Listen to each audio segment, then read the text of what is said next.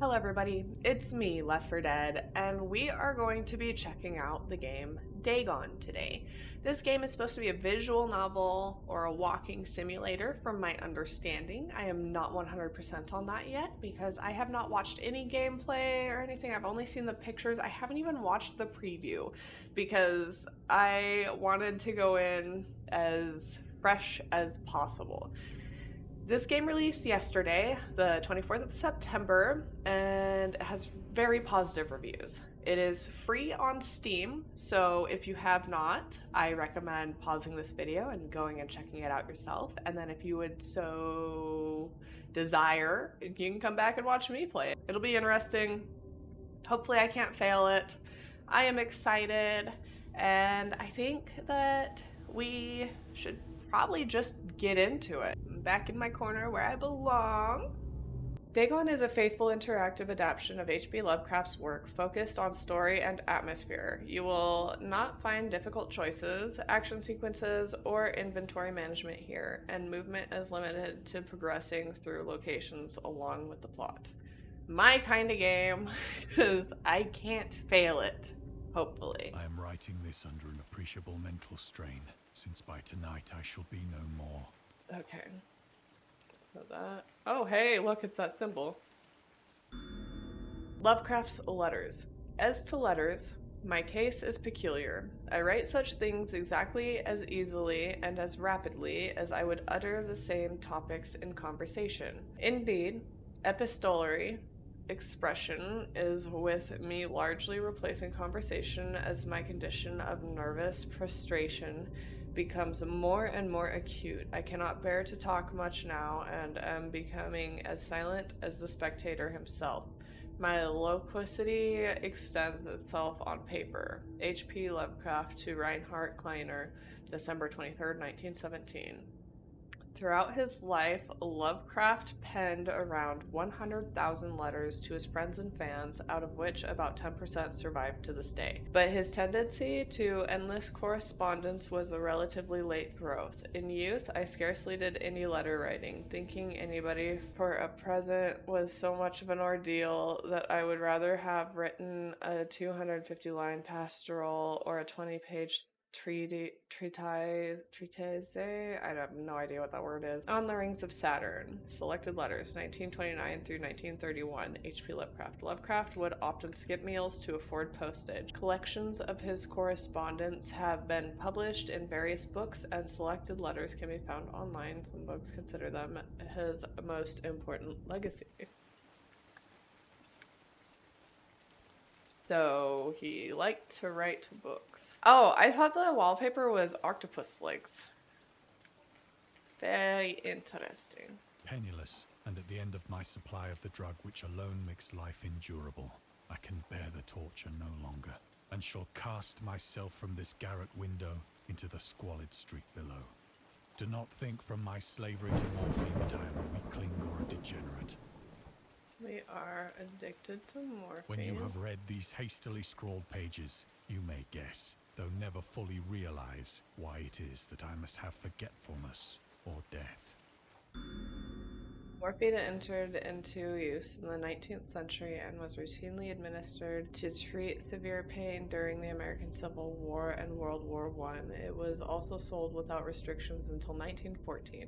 Morphine became more popular after the invention of the hypodermic syringe around 1854. Friedrich Sertiner, who first isolated the substance, originally named it morphium, after Morpheus, the Greek god associated with dreams. At the time when Dagon was published, morphine abuse, known as soldier's disease, already posed a big problem in the United States.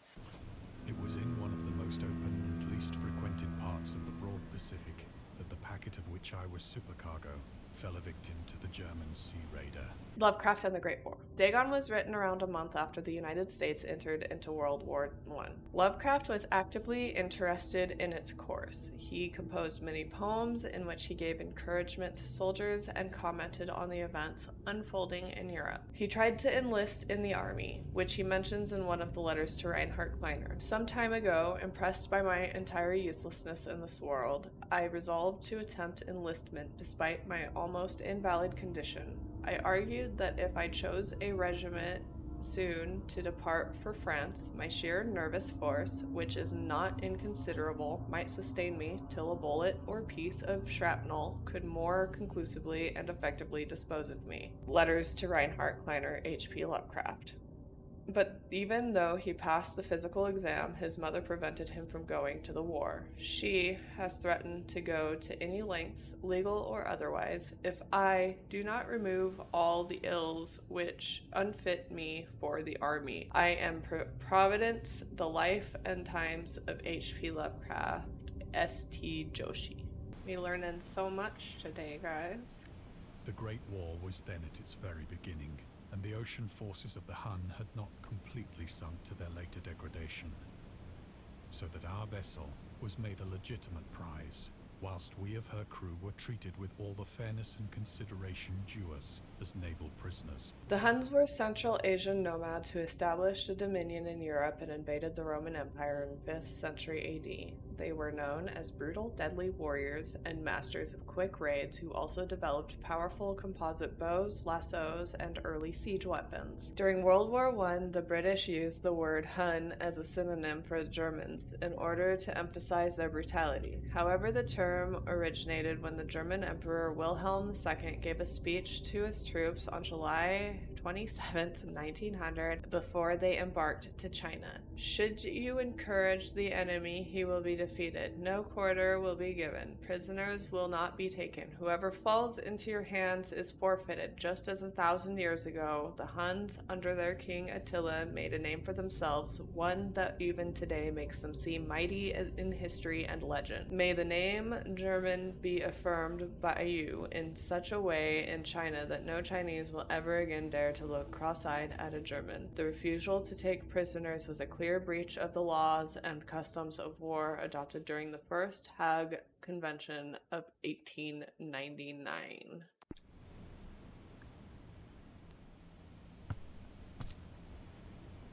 So liberal, indeed, was the discipline of our captors, that 5 days after we were taken, I managed to escape alone in a small boat with water and provisions for a good length of time.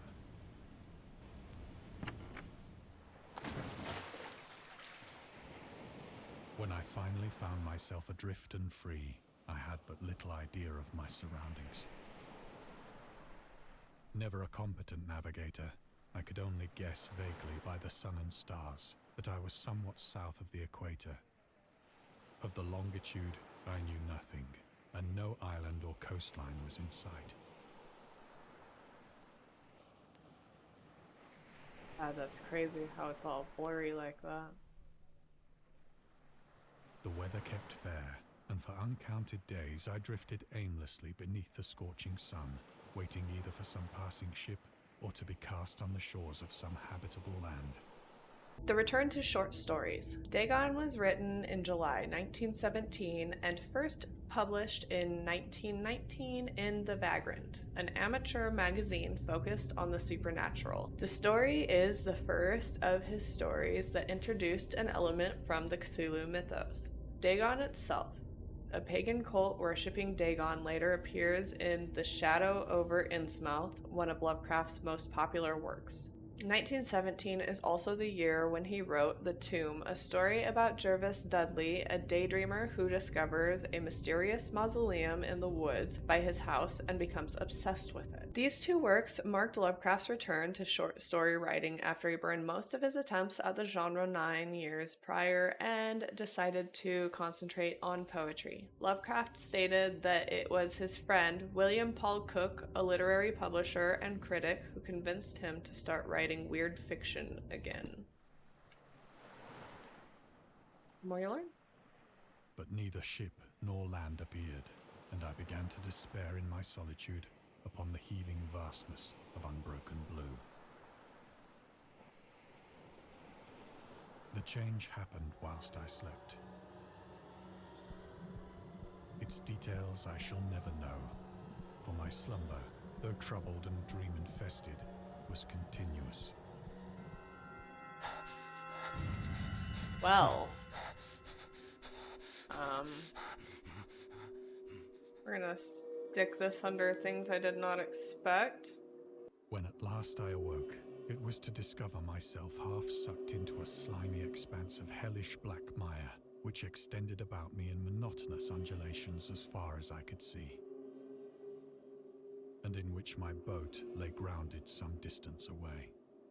Though one might well imagine that my first sensation would be of wonder at so prodigious and unexpected a transformation of scenery, I was in reality more horrified than astonished. For there was in the air and in the rotting soil a sinister quality which chilled me to the very core. The region was putrid with the carcasses of decaying fish and of other less describable things which I saw protruding from the nasty mud of the unending plain. Perhaps I should not hope to convey in mere words the unutterable hideousness that can dwell in absolute silence and barren immensity. There was nothing within hearing and nothing in sight save a vast reach of black slime, yet the very completeness of the stillness and the homogeneity of the landscape oppressed me with a nauseating fear. The sun was blazing down from a sky which seemed to me almost black in its cloudless cruelty, as though reflecting the inky marsh beneath my feet. The origins of Dagon. Dagon seems to be inspired by Fishhead, a short novel by Irvin S. Cobb about unnatural affinities between a hybrid idiot and the strange fish of an isolated lake, supernatural horror in literature, HP Lovecraft, and Lovecraft's dream about a strange island emerging from the ocean and him crawling in the ooze that covered its surface. I dreamed that whole hideous crawl and can yet feel the ooze sucking me down in defiance of Dagon, H.P. Lovecraft. Lovecraft's interest in the topic stemmed from his aversion to fish and sea smells. In his own words, "I have hated fish and feared the sea and everything connected with it since I was 2 years old, but I cannot recall what earlier experience gave me such a profound and lasting aversion to the sea and seafood." The Dwellers in Darkness, Lovecraft, 1927. Donald Wandry.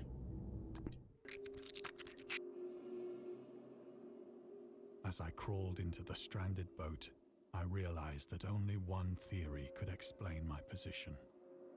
Through some unprecedented volcanic upheaval, a portion of the ocean floor must have been thrown to the surface, exposing regions for which innumerable millions of years had lain hidden under unfathomable watery depths.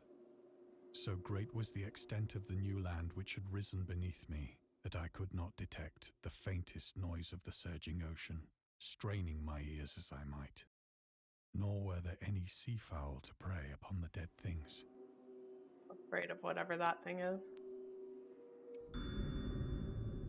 The mystery of volcanic islands. Volcanic eruptions sometimes result in the creation of islands. Most of them are transient and erode after some time, but some prove permanent. The floating pumice porous rock created when superheated, pressurized rock is ejected from a volcano can move across long distances and transport barnacles and macroalgae that cling to it. In 2001, rafts of pumice created during the eruption of a volcano near Tonga, Polynesia, eventually reached Australia. Science. For several hours I sat thinking or brooding in the boat, which lay upon its side and afforded a slight shade as the sun moved across the heavens. As the day progressed, the ground lost some of its stickiness and seemed likely to dry sufficiently for traveling purposes in a short time. That night I slept but little, and the next day I made for myself a pack containing food and water, preparatory to an overland journey in search of the vanished sea and possible rescue. Guy is beautiful, I'm not gonna lie. The guy over here fucking got me off guard though. On the third morning, I found the soil dry enough to walk upon with ease. The odor of the fish was maddening, but I was too much concerned with graver things to mind so slight an evil, and set out boldly for an unknown goal.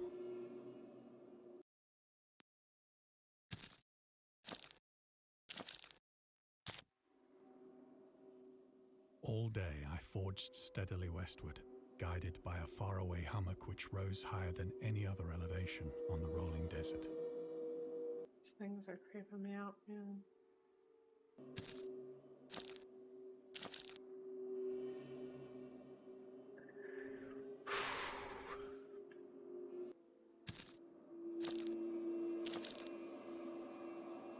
That night, I encamped, and on the following day still travelled toward the hummock, though that object seemed scarcely nearer than when I had first espied it. Uncomfortable, that's what that is. The horrors of the ocean. The creator of the Cthulhu mythos and the fictional underwater city of R'lyeh, I don't know how to say that, was convinced that life could not exist at the bottom of the ocean because the water pressure would make it uninhabitable. Uninhabitable? I'm going to say uninhabitable. Today, we know that the darkest depths of the ocean are home to many peculiar organisms. The deepest dwelling fish we have discovered so far, the Mariana snailfish, can live about 8,000 meters, more than 26,000 feet, below the ocean's surface. In never-ending darkness and at hellishly crushing pressures hundreds of times stronger than those found at sea level. Upon glancing at the modern photos of deep-sea creatures such as the anglerfish and fangtooth or the viperfish and their truly Lovecraftian characteristics, it's hard not to find some irony in this. And that is so cool that they bring that up, because I am super fascinated with like deep-sea gigantism or whatever it's called, where like things that dwell in deeper depths get bigger to conserve energy, I believe is the reason. I don't know, it's crazy. I often get sucked into wormholes of videos about deep sea creatures. I don't know. It's just neat. I like seeing them. I'm always excited to watch the I can't remember what it's called, but it's the deep sea submarine thing that has a live stream on YouTube. I can't remember what it's called off the top of my head, but I always enjoy tuning into those videos just to see if anything interesting pops up. I don't know. Deep sea creatures creep me out. The ocean scares the living shit out of me. Deep water scares me so bad, but it's so interesting at the same time. So it's one of those fun, like I guess I'm guessing that's why people like roller coasters, because it's like scary and exciting. That's why I like deep sea stuff, because it's scary and exciting.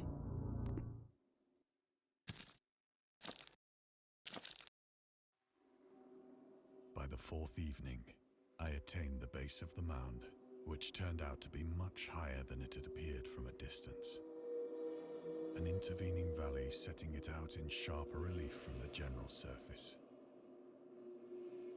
Too weary to ascend, I slept in the shadow of the hill.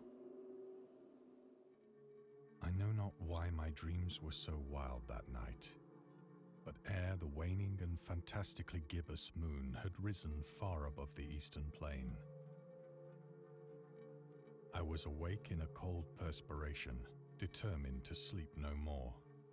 Such visions as I had experienced were too much for me to endure again. And in the glow of the moon I saw how unwise I had been to travel by day. Without the glare of the parching sun, my journey would have cost me less energy. Indeed, I now felt quite able to perform the ascent which had deterred me at sunset. Picking up my pack, I started for the crest of the eminence.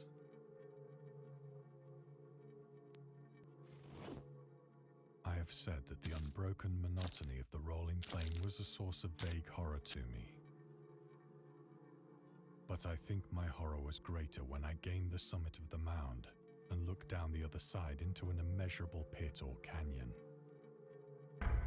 whose black recesses the moon had not yet soared high enough to illumine. I felt myself on the edge of the world, peering over the rim into a fathomless chaos of eternal night.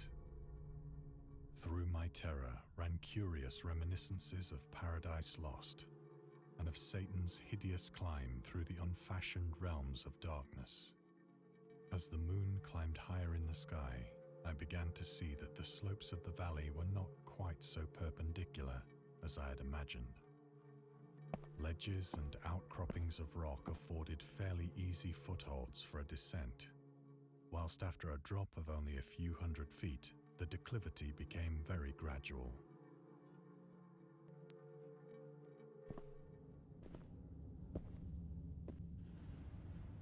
Urged on by an impulse which I cannot definitely analyze, I scrambled with difficulty down the rocks and stood on the gentler slope beneath, gazing into the Stygian deeps, where no light had yet penetrated. All at once, my attention was captured by a vast and singular object on the opposite slope, which rose steeply about 100 yards ahead of me. An object that gleamed whitely in the newly bestowed rays of the ascending moon.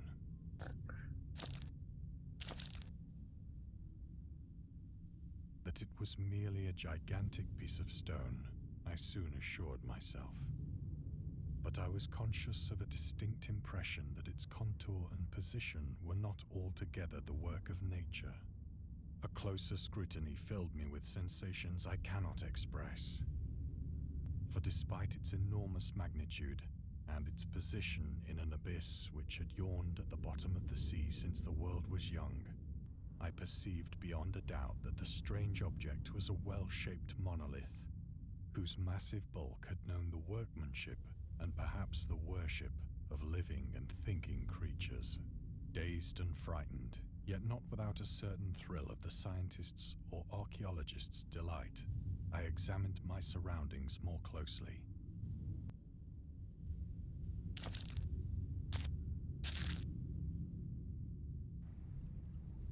The moon, now near the zenith, shone weirdly and vividly above the towering steeps that hemmed in the chasm. Wow.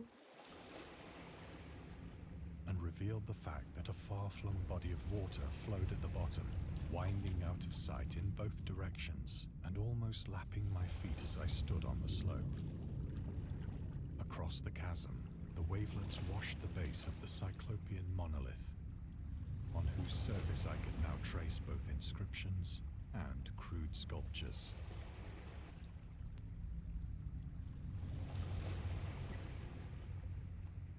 The writing was in a system of hieroglyphics unknown to me and unlike anything I'd ever seen in books, consisting for the most part of conventionalized aquatic symbols such as fishes, eels, octopi, crustaceans, mollusks, whales, and the like. Several characters obviously represented marine things which are unknown to the modern world, but whose decomposing forms I had observed on the ocean-risen plain. It was the pictorial carving, however, that did most to hold me spellbound. Storytelling methods. Dagon contains many themes and storytelling methods that Lovecraft developed in his later works, such as telling the story through carvings at the Mountains of Madness, the Nameless City, journals and characters' notes, the Shadow out of Time, the Haunters of the Dark, islands emerging from the ocean, the Call of Cthulhu, or fictional beings and deities based on real events and mythologies, Migo in The Whisperer in Darkness. It's also considered the origin of the popular Cthulhu mythos. Some of Lovecraft's other stories also conclude in a manner similar to Dagon, but let's skip the details in order to not spoil the ending. Plainly visible across the intervening water on account of their enormous size were an array of bas-reliefs whose subjects would have excited the envy of a Doré. I think that these things were supposed to depict men, at least a certain sort of men, though the creatures were shown disporting like fishes in the waters of some marine grotto, or paying homage at some monolithic shrine which appeared to be under the waves as well. And shaped like the shrine that we are currently at? Of their faces and forms I dare not speak in detail, for the mere remembrance makes me grow faint, grotesque beyond the imagination of a Poe or a Bulwer.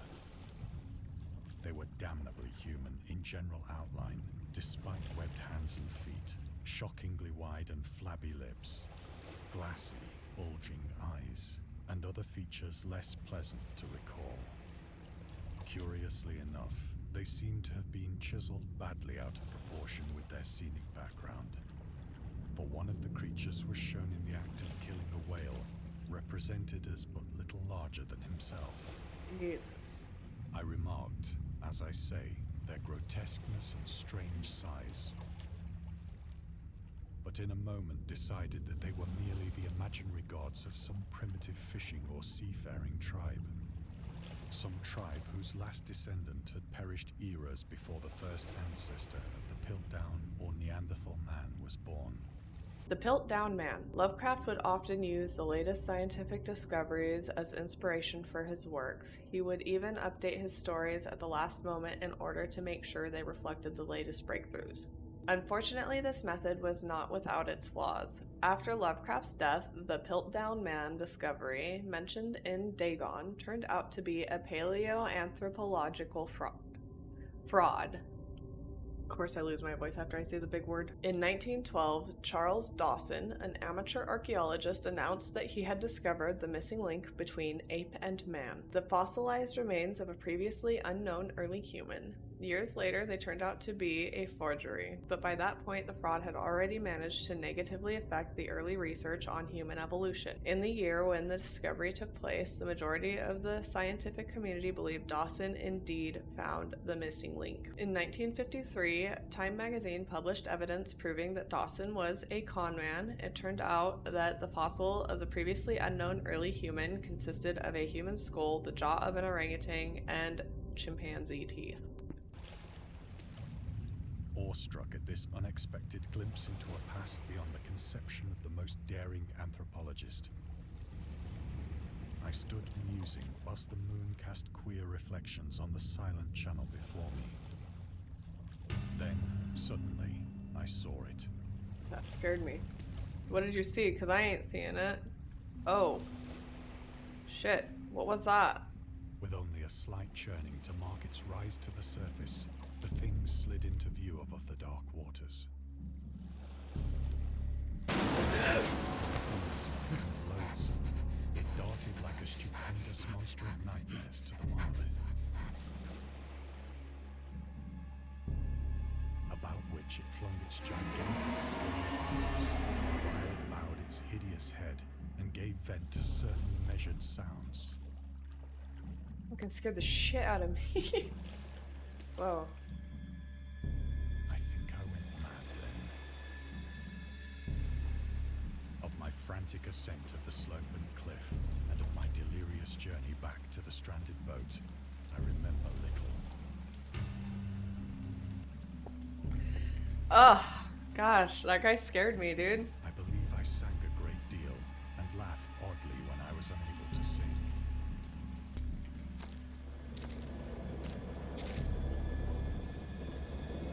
I have indistinct recollections of a great storm sometime after I reached the boat. At any rate, I know that I heard pearls of thunder and other tones which nature utters only in her wildest moods.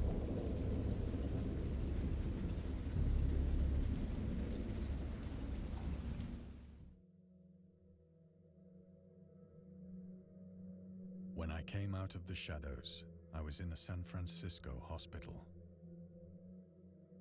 brought thither by the captain of the American ship which had picked up my boat in mid-ocean.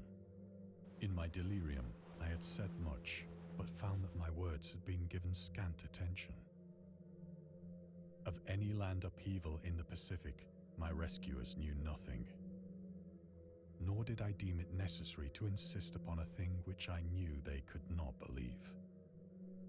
The journalist. Lovecraft was a prominent figure in the world of amateur journalism. In 1915, he started publishing his own journal called The Conservative, which included political and social commentary, poetry, short stories, and literary criticism written by him and other authors. Howard was a skilled wordsmith, but he also took criticism to heart, which resulted in his decision to step away from writing poetry and concentrate on weird fiction again. For the first time since his teenage years, Dagon, published in 1917, is one of the short stories written during that period. In this excerpt from The Conservative, the master of horror fiction explains his attitude towards warfare and the idea of world peace. Why any sane human being can believe in the possibility of universal peace is more than the conservative can fathom. Should the entire civilized world agree simultaneously to disarm, one or more nations would undoubtedly retain secret armament and at the proper time take advantage of the more altruistic and less astute contemporaries in a wild career of conquest against unarmed victims. No country is or ever can be above warfare until the basic impulses of the human animal shall have miraculously changed.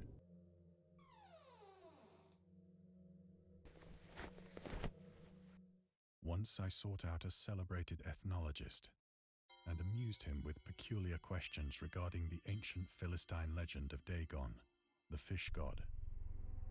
Dagon. Dagon was the main deity of the Philistines, worshipped throughout the Middle East as the ancient god of fertility and crops. In Hebrew, the word Dagon was a common noun for grain. The rulers of Akkad, Mesopotamia, chose him as the patron saint of their war conquests. He also appeared as the judge of the dead in an Assyrian poem and an underworld prison warder in one of the Babylonian texts. He is often mistakenly taken for a fish god due to the wrong interpretation of his name, as in Hebrew the word dag means fish.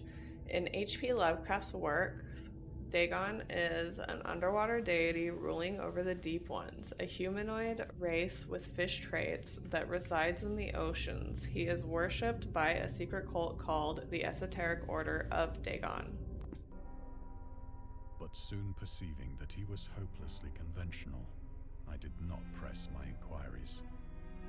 August Derleth and the Cthulhu Mythos. August Derleth was an American writer and an anthologist. He also befriended Lovecraft and published many of his works through his company Arkham House. Although he greatly contributed to the popularization of the author's works, after his death he is surrounded by numerous controversies. One of his most questionable decisions involved introducing the good versus evil doctrine. Derleth was a devout Catholic to the Cthulhu Mythos, which contrasted with Lovecraft's view of the world and his approach to cosmic horror. As a result, the author's works are often misunderstood and misinterpreted in today's culture. It is also worth noting that Lovecraft was never really interested in creating a mythology, and the term Cthulhu mythos was coined by Derleth after the author left the mortal plane. The Marketer. Lovecraft's attempts to find a job in 1925 were influenced by advice he received from friends, among others. He started freelancing for a marketing magazine where he would write announcements and commercials. Feel free to judge his copywriting skills for yourself. From an ad for Curtis Woodwork. Curtis Woodwork embraces both the usual structural units and the cleverest contrivances of built-in or permanent furniture, such as bookcases, dressers, buffets, and cupboards. Every model is conceived and created with the purest art, ripest scholarship, and mellowest craftsmanship, which energetic enterprise can command, and made to conform rigidly to the architecture of each particular type of home, and the cost considering the quality is amazingly low, and a trademark on the individual pieces prevents any substitution by careless contractors. It is at night, especially when the moon is gibbous and waning, that I see the thing. I tried morphine, but the drug has given only transient surcease and has drawn me into its clutches as a hopeless slave. So now I am to end it all, having written a full account for the information or the contemptuous amusement of my fellow men. Lovecraft on tobacco and alcohol. Lovecraft hated tobacco, even though he used to smoke when he was 12 in order to look and feel like an adult. In his correspondence with friend Reinhard Kleiner, he claims that he quit as soon as he started wearing long pants. He also had a very strong opinion about alcohol, as evidenced by his letter to Zelia Brown, dated 13th of February 1928. As for the matter of drinking, I have never tasted intoxicating liquor, and never intend to, having a strong aesthetic disgust at anything which blunts or coarsens the delicate natural equipoise of the evolved human intellect and imagination. Drinking excited my personal repugnance, hence I don't drink. Let the herd do what they will. I am rather in favor of prohibition, the prohibition of any one antisocial force, as well as of any other source. The Spirit of Revision, Lovecraft's Letter to Zelia Brown Reed, Bishop HP Lovecraft, Sean Brainey, and Andrew Lehman, St. Joshi. Often, I ask myself if it could not all have been a pure phantasm, a mere freak of fever, as I lay sun-stricken and raving in the open boat after my escape from the German man-of-war. This I ask myself, but ever does there come before me a hideously vivid vision in reply. I cannot think of the deep sea without shuddering at the nameless things that may at this very moment be crawling and floundering on its slimy bed, worshipping their ancient stone idols and carving their own detestable likenesses on submarine obelisks of water-soaked granite. I dream of a day when they may rise above the billows to drag down into their reeking talons the remnants of puny, war-exhausted mankind. Of a day when the land shall sink and the dark ocean shall ascend amidst universal pandemonium.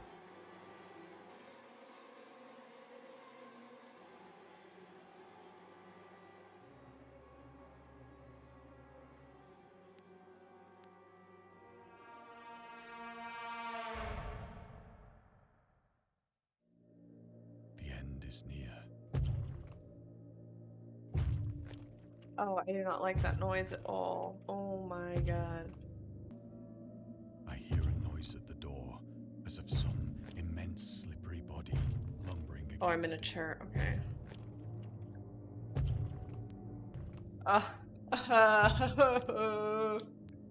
It shall not find me. I think it already has.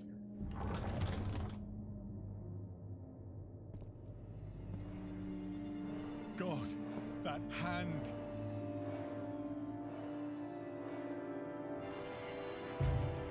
The window!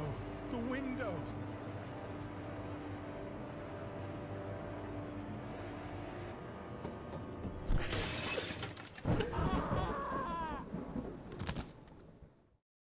I want to know what was behind the door.